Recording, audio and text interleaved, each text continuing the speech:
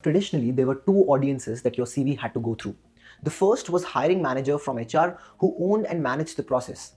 And the second was your potential future boss, the person from business who would be the key decision maker in the hiring process.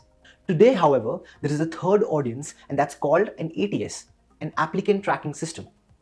As it became easier to apply online, so the number of applications exploded. A company like Google gets applications in the millions every year, and so companies need software to track and increasingly even shortlist. Applicant tracking systems keep all resumes in one place, helping hiring managers stay organized. In theory, these systems also save time by automatically surfacing and highlighting top candidates. The best way to navigate an ATS is to play it safe. Avoid weird formatting that could confuse the ATS, like special characters, emojis, Sanskrit quotes, etc. A common way recruiters filter resumes in an applicant tracking system is by searching for key skills and titles. For example, if a recruiter is hiring for a business-to-business or B2B sales position out of 400 resumes, their first step will probably be a search for B2B sales. This will isolate candidates that have done the exact job before. Anyone that doesn't have that exact term in their resume is out of luck. A search can contain multiple terms. For example, they might perform a search that contains a combination of sector and skills important for the job, information technology and B2B and pricing. Now, the best way to figure out which skills and keywords to include is by analyzing the job description. However, it is important to leverage good judgment and common sense. We have seen so many CVs wrecked by flooding of too many keywords, or in some cases, by using highly specific keywords that are not relevant to their profile. For example, let's look at this CV point. Created messaging for a consumer forward proposition to increase value perception for Maggi.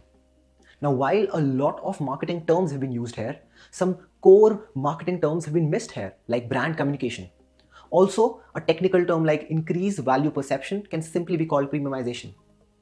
It is quite improbable that the ATS would be set up to search for such complex terms like value perception. And hence, this CV point is much better when reframed like this. Created a powerful proposition to premiumize Maggi and executed an integrated brand communication campaign. Let us now take an example of a candidate who has no prior work experience and is applying for a job from campus. How does an ATS impact your life? While the system may not be deployed in a lot of places yet, but the principle still holds true. As a fresher applying to a sales role, you will need to demonstrate your skills, which are more suited for that role. So your starting point could be a read of the job description if that's available. And if not, then go to LinkedIn and see the way people have described their roles and search for trends there and narrow down on the skills that would be needed for that job.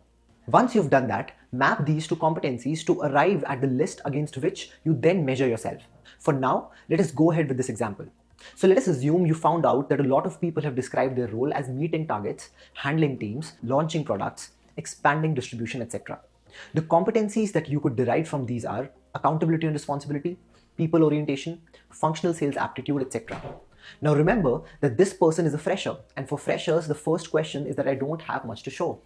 Now, while you may not have much to show on functional sales aptitude, and there are always ways to add that on your CV as well, and we will cover that in the next module, but here let's talk basis what you have.